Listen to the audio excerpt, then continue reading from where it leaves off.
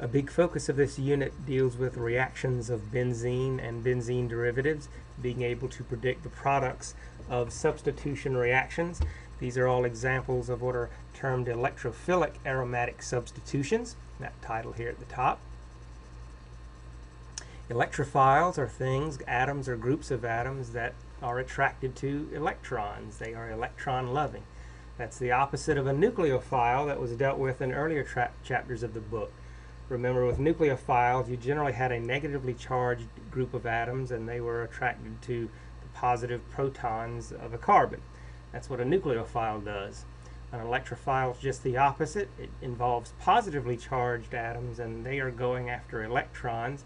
And for benzene, they're going after electrons involving those double bonds. And these are among the most common of transformations. This first one, nitration, involves putting what's called a nitro group, that NO2 group, on the ring. And it involves using nitric acid. The H2SO4 over the arrow is sulfuric acid, used as a catalyst to make this reaction faster. And you can see the net result is to replace that blue hydrogen in benzene with that NO2 group, that nitro group. And the fate of that hydrogen joins the rest of the atoms left over from nitric acid and makes water. This one is dealt with on the next slide as well, and we'll look at it in a little more detail. But all of these involve replacing a hydrogen on a benzene ring with something else. In that second reaction called sulfonation, you are replacing the hydrogen with this sulfonic acid group. That's what happens if you leave the nitric acid out of that first reaction and just use the sulfuric. Sulfuric acid is more commonly written as H2SO4. Here they're just showing it in a way that gives a little more detail to its structure. But the net effect is to put this sulfonic acid group on, and sometimes you will see it written as just SO3H.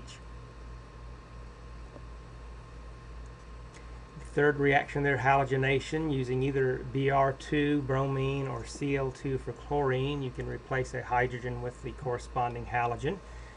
Even though these halogens come 2 atoms at a time, notice that we're just introducing one bromine into the ring. The other one ends up associated with the hydrogen that we've removed. That's a very common transformation as well. These last two, Friedel-Crafts reactions, there's an alkylation, number 4, and then an acylation, number 5. Both of these involve making a new carbon bond to the ring. Benzene reacts with tertiary halides especially well, like tertiary butyl chloride there, and you can see that tertiary butyl group becomes attached to the ring. Being able to make new carbon-carbon bonds, that's always a really important thing to do in organic chemistry. So these last two reactions really have that going for them. Friedel and Crafts were 2 different chemists who developed these reactions a long time ago, back in the 1800s actually. The last one involves creating a ketone as a substituent. That involves the carbon that bears that oxygen with a double bond, that carbonyl group. And that's an important transformation as well. What all of these reactions have in common is that what actually ends up on the ring, that's highlighted in pink there, it involves positive charge that is interacting with the bonds inside that benzene ring. And even though those bonds are present in the reactants and products, the mechanism involves temporarily breaking one of those double bonds as these reactions proceed. And as we talk about different aspects of this reaction, we'll pay attention to those kinds of details.